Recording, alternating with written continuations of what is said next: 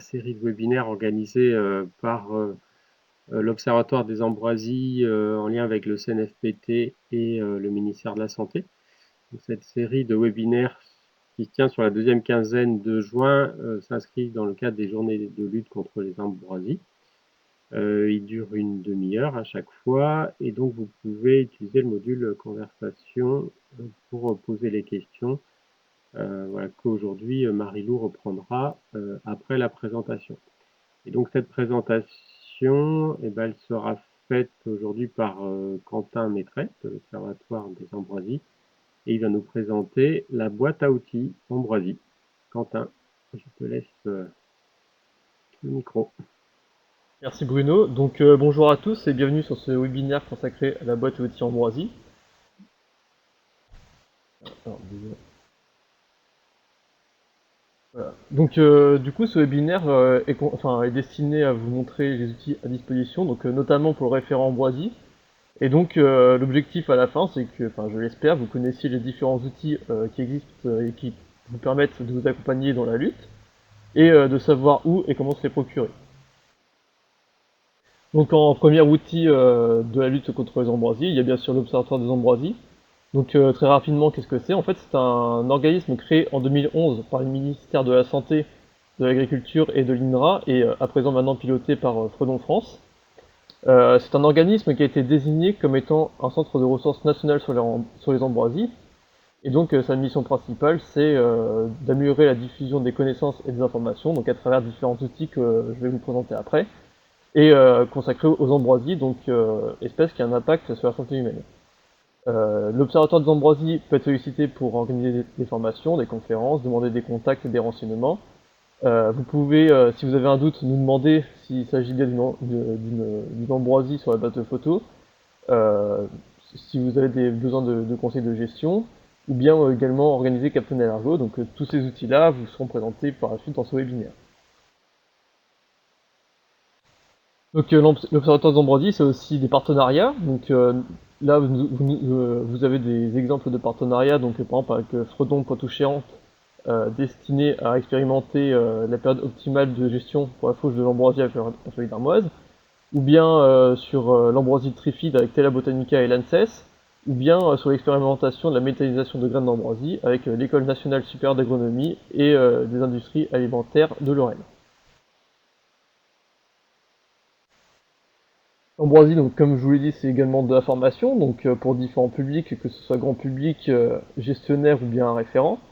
Il y a par exemple sur comprendre les plantes pour envisager la gestion, donc sur les aspects écologiques, réglementaires, méthodes de lutte, sur les techniques de lutte, sur le milieu particulier, sur la plateforme de fonctionnement, sur le fonctionnement de la plateforme de signalement, donc pareil que je vais vous présenter après, sur comment devenir un référent, sur la formation pour le jeune public, notamment à Captain Ergo, et comme là actuellement avec les webinaires, donc avec la formation en ligne. Donc pareil, si vous avez besoin d'un conseil, tous les publics peuvent contacter l'Observatoire de l'Ambroisie, donc afin de diagnostiquer des milieux envahis, reconnaître des plantes, aider à la mise en place d'un plan de lutte, ou bien également envoyer un échantillon de terre pour estimer la présence de graines d'ambroisie dans cette terre. Nous participons également à vos événements que vous organisez, donc par exemple, toujours Captain Alergo, vous verrez que ça revient très souvent. Les événements des journées des ambroisies, bon cette année avec le contexte sanitaire ce fut un peu compliqué, mais nous pouvons également intervenir pour vous. Dans des conférences nationales et internationales, intervenir dans des établissements scolaires, universitaires afin de sensibiliser ce public. Nous pouvons vous aider à créer des stands et à réunir des acteurs locaux. Pour ceux qui sont abonnés, notamment à la lettre de l'Observatoire, nous communiquons. Je pense que certains ont par exemple su l'existence de ce webinaire via nos communications. Donc nous vous aidons également à communiquer avec la création et la diffusion de documentation de communication et de sensibilisation, d'écriture de textes et de bulletins types, près de l'exposition Ambroisie, relais des informations sur l'ambroisie au grand public, aux médias, organisation d'événements, ou bien encore l'animation de réseaux d'acteurs et de groupes de travail. Donc là c'était un peu l'outil Observatoire de l'Ambroisie, maintenant il y a l'outil plateforme de cinéma Ambroisie. Je vais y aller assez rapidement car un webinaire a déjà été fait le 23 juin sur la plateforme présentée par Elodie Planck et qui est disponible sur ambroisie.info et sur les e-communautés du CNFPT. Donc qu'est-ce que c'est que cette plateforme? C'est une plateforme créée tout d'abord par la région Auvergne-Rhône-Alpes puis qui a été étendue dans toute la France, qui est un outil coopératif pour aider au repérage des ambroisies, mais également un outil de gestion pour les références, pour les référents, pardon, ce qui est assez intéressant pour eux. Donc c'est un outil de science participative, c'est-à-dire que tout le monde peut signaler de l'ambroisie, mais c'est au référent en fait après d'aller vérifier l'existence de cette ambroisie et de la traiter. Il y a plusieurs plateformes, donc la plateforme internet www.signalement-ambroisie.fr, l'application mobile disponible sur l'App Store et Google Play. Il y a également une adresse mail, donc contact@signalement-ambroisie.fr, ainsi qu'une hotline qui répondra à vos questions. Donc, comme j'ai pu vous le dire avant, une hotline existe ainsi qu'une adresse mail, donc qui permet de répondre à vos questions techniques sur la plateforme. Si vous êtes référent, elle vous donne vos codes d'accès pour vous connecter et intègre également les signalements qui ont été faits par email ou par téléphone. Sur cette plateforme, il y a également un espace référent, donc pour les référents et qui nécessite un login et un mot de passe qui vous sera donné en écrivant justement à l'adresse mail que j'ai pu vous présenter avant. Donc le chemin d'action de la plateforme de signalement, qu'est-ce que c'est en fait? C'est que tout le monde signale un plan d'ambroisie. Le référent qui a été désigné par la commune va vérifier cette information et si il y a besoin, va coordonner des actions de lutte pour éliminer l'ambroisie et donc qui a été géolocalisée par cette plateforme de signalement. Donc la plateforme de signalement est terminée, maintenant je vais vous présenter d'autres outils. L'Observatoire de l'Ambroisie a créé un groupe d'échange des référents sur Facebook. Il suffit juste de demander à pouvoir entrer sur ce groupe d'échange et puis nous accepterons votre demande. Ce groupe permet d'échanger des photos, des actualités, faire une communauté de référents, donc tout le monde peut se parler entre eux, et bien sûr ce groupe d'échange permet de parler d'Ambroisie.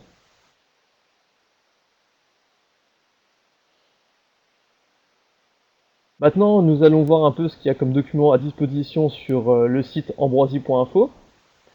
Et eh bien, vous pouvez voir sur l'encadré rouge qui est ici, donc l'onglet documents à disposition. Et si vous cliquez dessus, vous verrez un menu déroulant qui vous montrera des petits textes récapitulant les documents, ainsi que des liens cliquables, qui vous donnera accès ensuite à ces documents et que vous pourrez consulter sur Internet.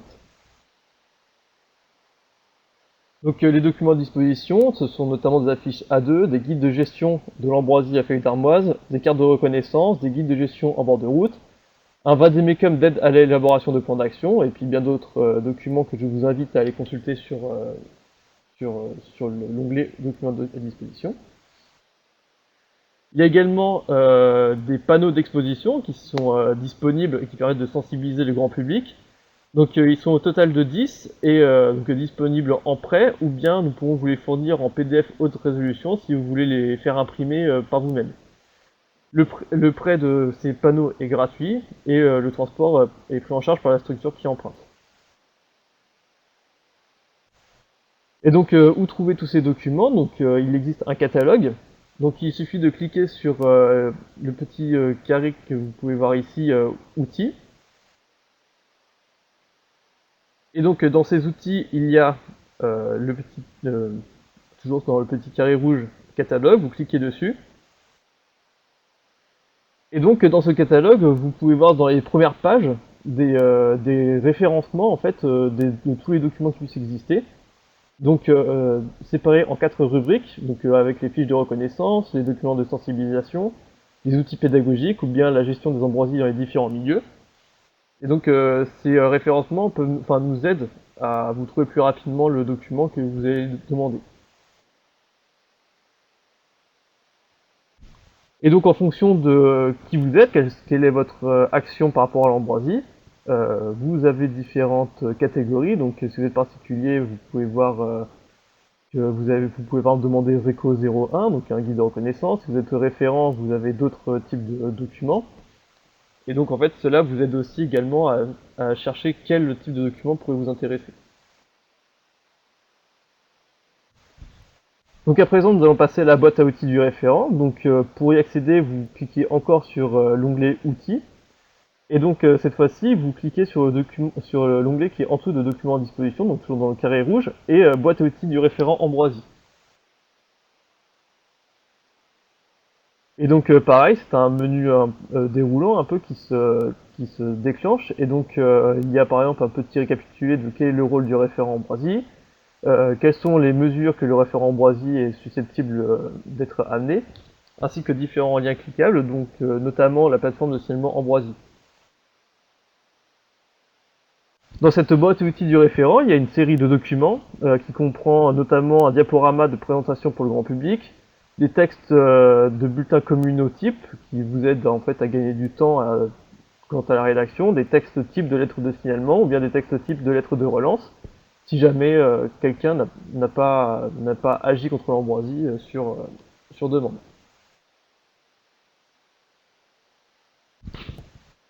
Toujours dans la boîte à outils du référent Ambroisie, il existe des vidéos donc disponibles sur le site ambroisie.info. Elles sont de plusieurs versions, donc elles vont de 14 minutes à 5 minutes, découpées en plusieurs chapitres, dont certaines sont sous-titrées en plusieurs langues, dont l'anglais. En plus de cela, nous avons une chaîne YouTube, Observatoire des Ambroisies, où vous avez d'autres vidéos. Et les copies de ces vidéos sont disponibles auprès de l'Observatoire si vous les voulez. En plus de ces vidéos, il existe des webinaires avec le CNFPT, dont ce webinaire qui est là.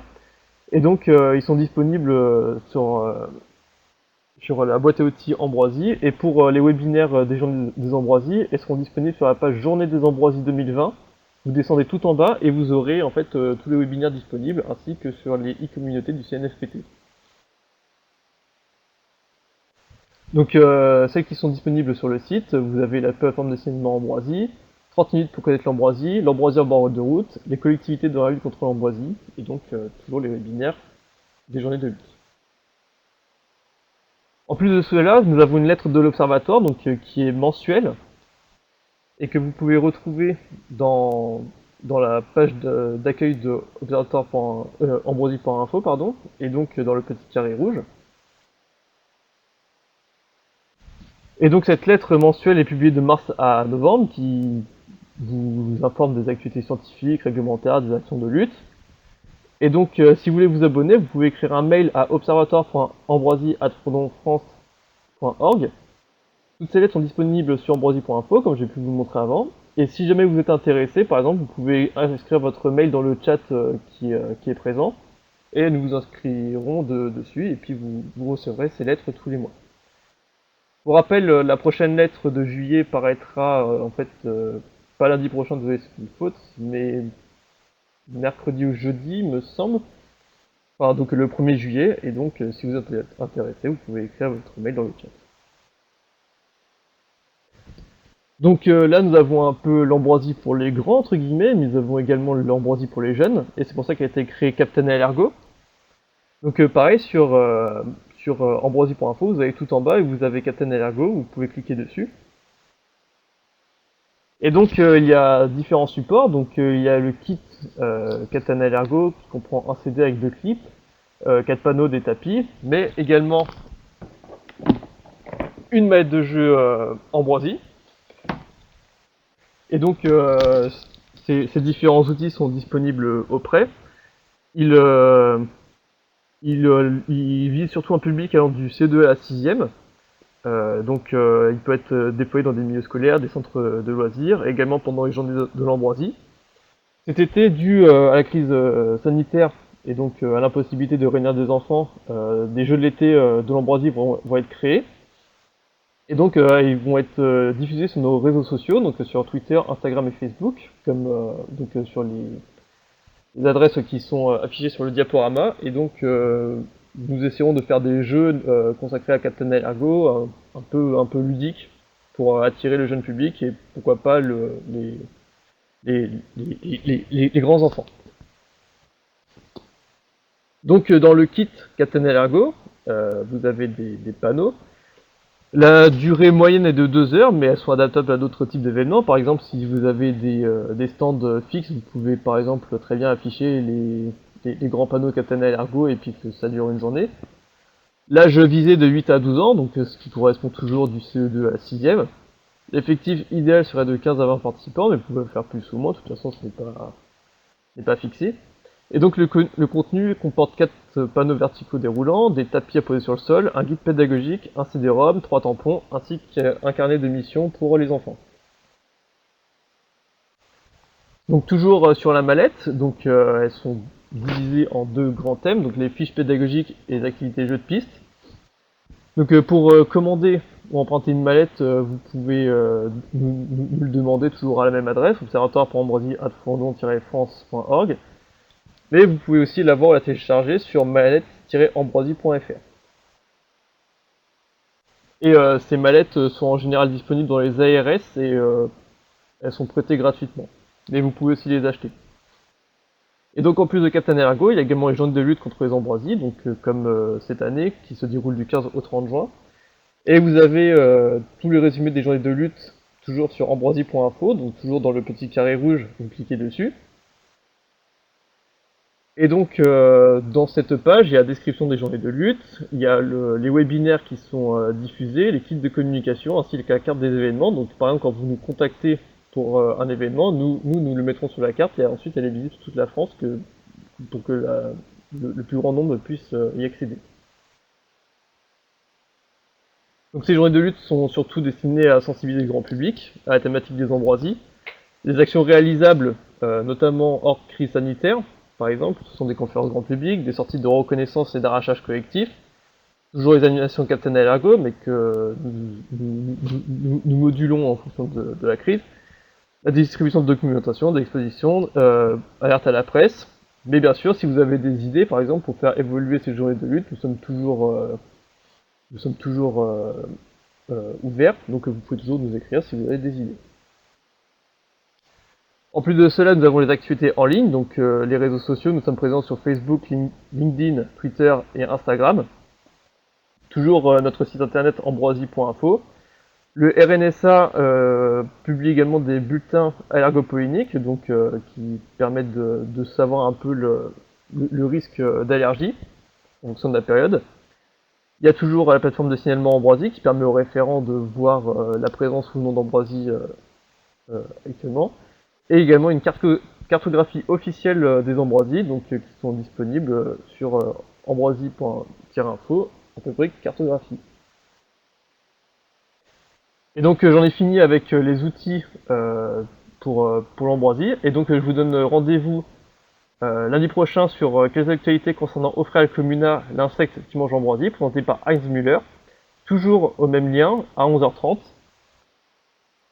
Et je vous remercie de votre attention.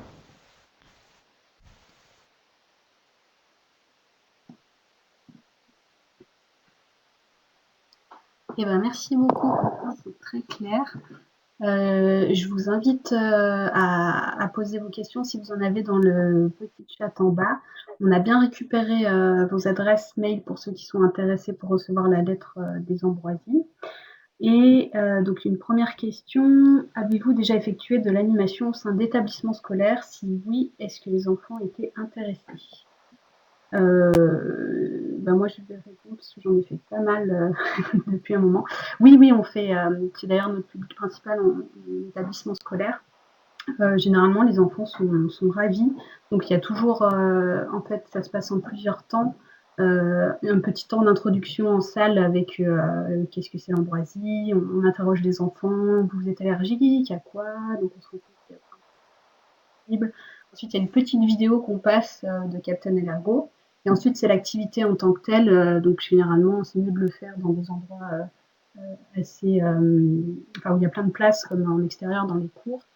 Et généralement, ça se fait plutôt vers la fin de l'année, quand l'ambiance est assez cool, on va dire, pour les élèves. Donc, j'ai que des bonnes expériences avec ça. Et oui, généralement, les enfants sont très intéressés. Et on s'en rend compte quand on fait le retour en salle après. Donc on retourne en salle, il y a la vidéo de clôture de l'activité. Et ensuite, on leur pose des questions pour savoir ce qu'ils ont compris. Et généralement, les messages passent assez bien. Et c'est aussi l'occasion, évidemment, de donner des documents sur qu'est-ce que l'ambroisie pour que les enfants fassent passer aux parents, aux tuteurs. Une autre question. Dans les établissements scolaires, c'est à quelle période mai pour l'interrogation? Ça peut être pour toute l'année, sachant que c'est quand même mieux quand c'est oui, aux alentours de mai-juin. Parce que si en plus il y a une petite sortie qui fait qu'on peut aller voir de l'ambroisie, pas encore en fleurs bien sûr, mais de l'ambroisie sur le terrain, c'est encore plus ludique. Une question, comment devient-on référent ambroisie? Est-ce via ces formations, demande la personne. Eh bien, pour devenir référent ambroisie, en fait, c'est votre commune qui doit vous désigner en tant que référent. Donc, pareil, enfin, il faut en fait que la commune soit intéressée, puis le demander. Et donc, il y a des formations référents, donc avec l'Observatoire des ambroisies.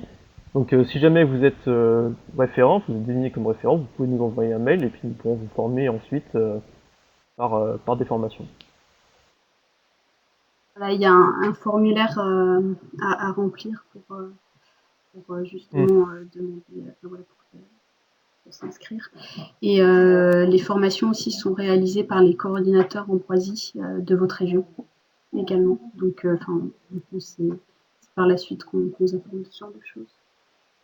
D'accord, merci. Et concernant le grand public, les gens sont-ils sensibles aux problématiques de l'ambroisie? Ça dépend des publics. Hein. Ça dépend de la région aussi, je dirais. Dans les régions impactées par l'ambroisie, ils sont plutôt sensibles parce que forcément ils sont allergiques. Mais sur les réseaux sociaux, on peut voir des commentaires pas forcément très éclairés et qui, je pense, sont issus de personnes qui ne sont pas en contact avec l'ambroisie. Voilà, ça peut répondre à votre question. Ça, c'est assez différent en termes de connaissances et puis d'intérêt. Et après, il y a effectivement des gens qui sont plus intéressés que d'autres. Notamment, par exemple, les naturalistes sont souvent très réceptifs à ce genre de choses, puisque c'est bien sûr, on parle d'environnement. Ok. Merci. Eh bien, pas d'autres questions. D'accord. Est-ce que j'ai loupé des questions? Il me semble que non. D'accord. Ok. Et juste un petit teaser, on va dire, enfin non, pour vous expliquer ce que vous pourrez retrouver comme genre d'informations dans les lettres de l'Observatoire des ambroisies. Par exemple, dans la prochaine, vous apprendrez que il y a des résistances aux herbicides qui ont été retrouvées au Québec qui n'étaient pas encore connues. Vous pouvez avoir des actualités sur la réglementation, vous pouvez avoir des actualités sur ce qui se passe au niveau de la science, des recherches scientifiques. Donc c'est ce genre d'actualité également quand la réglementation évolue. Voilà. Et ben écoutez, on va laisser peut-être encore quelques minutes pour voir s'il n'y a pas d'autres questions, mais sinon on va pouvoir se souhaiter bon appétit et se retrouver donc lundi prochain avec Heinz Müller-Scherrer qui est un directeur de recherche et professeur en Suisse qui travaille sur cette chrysomèle, un coléoptère qui mange l'ambroisie et qui potentiellement peut-être qui pourra être utilisé peut-être en biocontrôle, même si pour le moment c'est pas du tout autorisé et qu'il y a encore des recherches à faire.